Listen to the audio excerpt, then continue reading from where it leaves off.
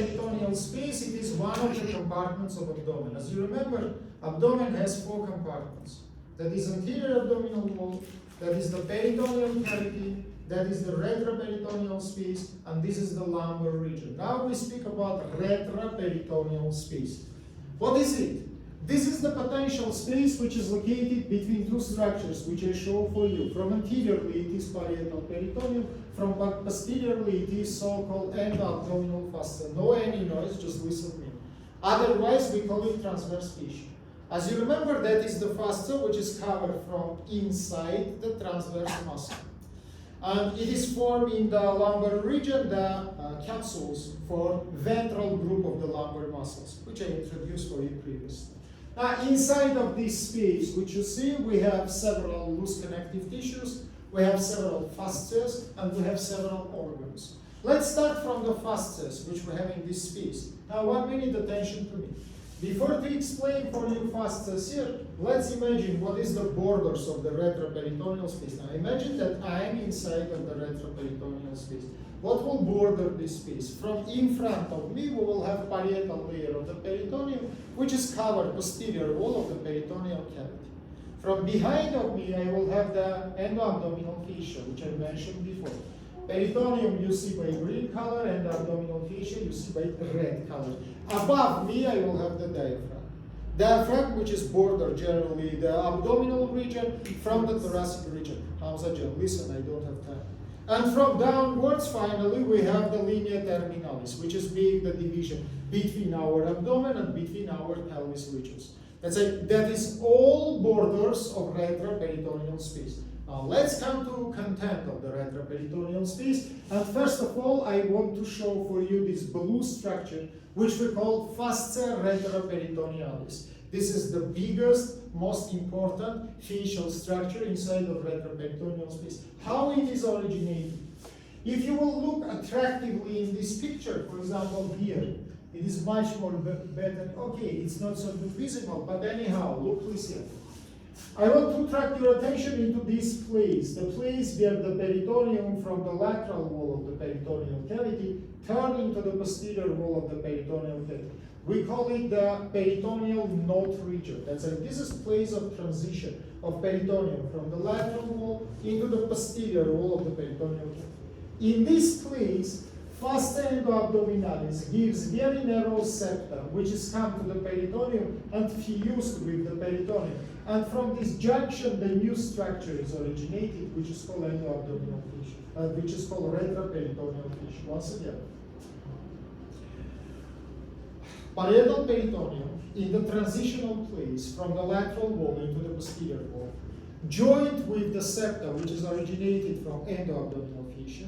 Together they stand very thick, and they originated the new facial structure, which is called retroperitoneal fascia.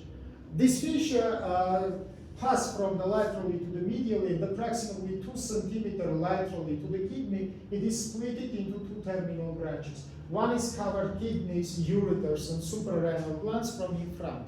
And we call it pre-suprarenal, pre-renal, and pre-ureteric fascia, from up to down. Once again, retroperitoneal fascia become to the kidney, and little bit laterally to the kidney. It is split into 2 terminal branches. One is covered kidney, suprarenal, and ureter from in front. Second is covered kidney, suprarenal, and ureter from behind.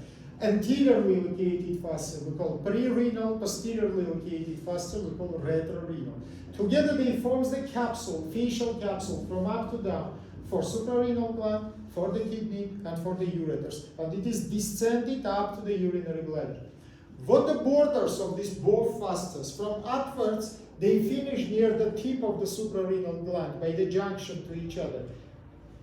Prerenal joined with the retrorenal, and they close this space from upward. That is greatly visible in this picture. If you will look here, you can see 2 blue structures, prerenal fascia and retrorenal fascia. Near the tip of the suprarenal gland, you can see they join each other and they close the space. Into downwards, this both fascia continues up to the level of the urinary bladder, and they fused with the visceral layer of the pelvic fascia. What is the visceral layer of pelvic fascia? Inside of the pelvis Instead of the peritoneum, pelvis doesn't have peritoneum. Instead of the peritoneum, we have pelvic fissure. Pelvic fissure is continuation of the endo-abdominal fissure. Red fissure, which I showed for you before, that one. Descended inside of the pelvis, and in the pelvis region, it is split into parietal layer and visceral, like your peritoneum, like your pleura, which is split into parietal layer and into the visceral layer. Pelvic fissure also split into parietal and visceral. Parietal layer cover the walls of the pelvis, visceral layer cover the organs. Now imagine that this is the urinary bladder, which is covered by the visceral layer of the pelvic fissure. And that is the ureter, which is covered by pre- and retroureteric fissures, which is continuations of prerenal and retrorenal fissure. They come up to the level of urinary bladder and they fuse with the visceral fissure, which is covered the urinary bladder.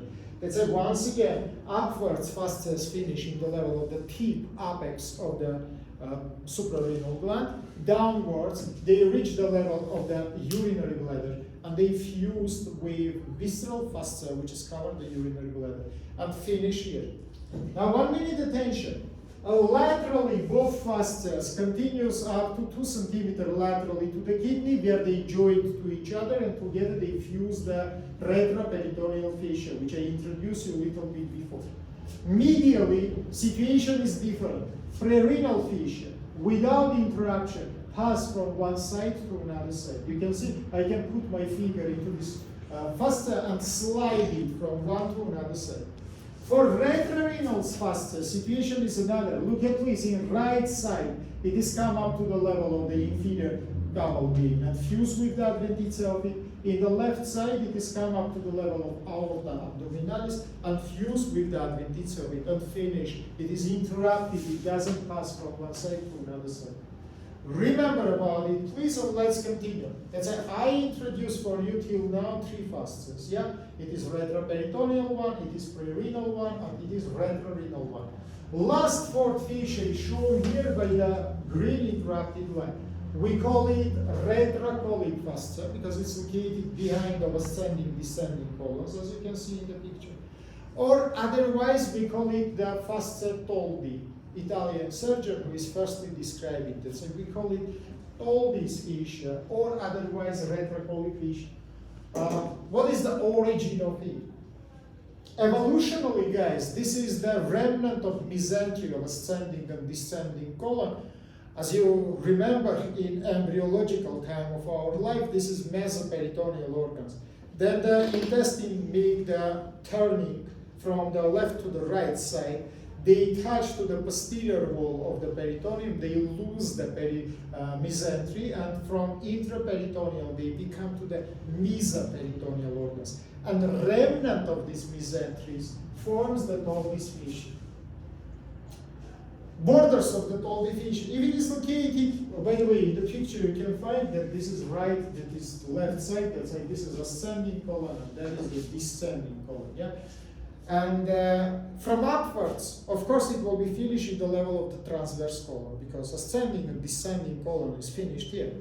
In downwards, right side, it is come up to the level of the cecum. In the left side, it is become up to the level of the sigmoid colon. And here they finish. Laterally, it is come to the transitional point. As I say, that is the place where the peritoneum from the lateral walls become to the posterior wall, and medially they reach the level of the root of the mesentery. You remember, the root of the mesentery pass from the up to down and pass from the left to the right side. It is started in the level of the L2 and it is finished in the level of the right sacroiliac joint. Remember, or we call fossa iliaca, that is the same. This is fascias, which we have inside of retroperitoneal space. Now about connective tissue spaces. Now look please here, the biggest connective tissue space located between red and blue structures, we call it textus cellulosus retroperitonealis, retroperitoneal loose connective tissue space. Much more better it is shown in the sagittal plane, all these gray space which is visible behind of the kidney and behind of the ureters, we call retroperitoneal loose connective tissue. What the borders of it? From in front, it is bordered by retroperitoneal fascia and its continuation, which is called retrorenal fascia, retroureteric one. From behind, as you can see, it is endo-abdominal fascia. By the way, in this picture, it's greatly visible that endo-abdominal fascia, without interruption, continues into the pelvis region. As you remember, I told you that in pelvis we rename it and we call it the pelvic fascia. And here it is split into parietal and into visceral layers, which we discussed before. And what is important, if you look attentively to this gray loose connective tissue space in the picture, you can see that it also continues into the pelvic region.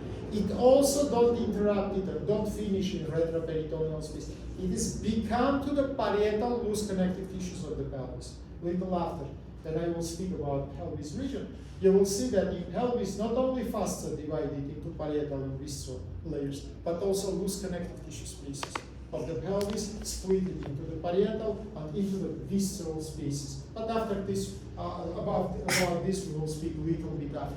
Now attract your attention in the picture. What the borders of this mentioned space?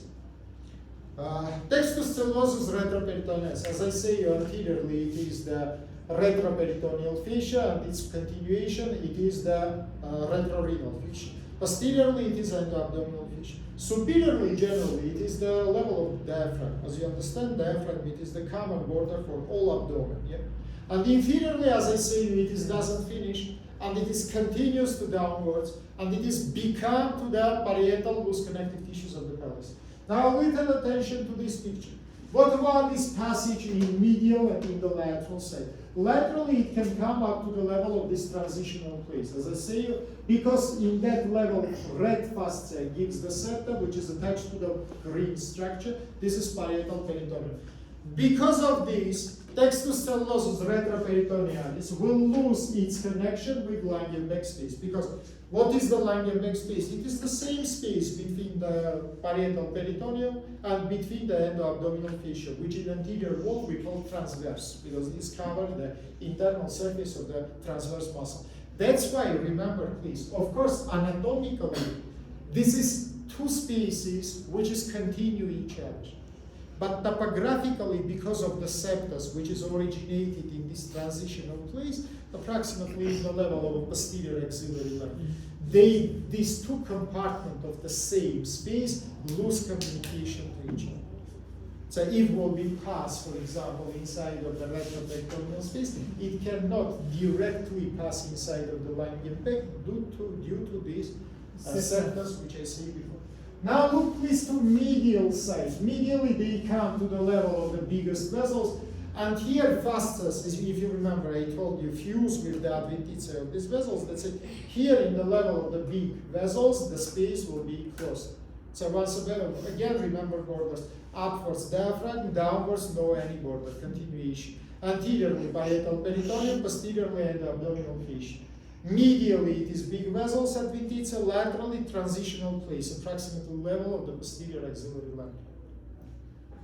Second loose connective tissue space, it is surrounding the kidneys, we call it paranephron. And this loose connective tissue space, as you can see in this picture, bordered by two structures. Anteriorly, it is prerenal fascia, posteriorly, it is retrorenal fascia. Space is divided into three compartments. Compartment number one, it is located in the level of the suprarenal gland. Compartment number two, located in the level of the kidneys. And compartment number three, located in the level of the ureters. And what is important, if you will look attentively in this picture, you can see that these compartments separated from each other by the cells. Let's say again, guys, if inside of one from these three mentioned compartments of paranephron will be liquid process, for example, pus, or for example, blood, it cannot directly spread it from one to another because between them we have the cells. They separated them from each other. By the way, this paranephron, it is one from three capsules which is surrounding your kidney. If you remember the first one, it is the fibrous capsule which is fused with the cortex of the kidney. Second one, it is the paranephron, fatty capsule. And last one, it is the fascial capsule, which I showed for you minutes before, which is formed by prerenal fascia and retrorenal fascia. Fatty capsule has great importance for the kidney. You know, like my chair, which is fixed me. fatty capsule is fixed the kidney and prevent its descending to downwards. By the way, descending of the kidney we call nephroptosis. And this nephroptosis can be inborn or it can be acquired. It can be inborn if there are the malformation of the kidneys and if they originated generally below the normal place of their location. You see that it is descending to downwards. In case of acquired forms, situation is another. For example, if the person, big person, quickly lose the fat, it can give the descendings of the kidney. Why? Because, as I say, fat is made the fixation of the kidney. That's a losing of the fat makes the descending of the kidney to down.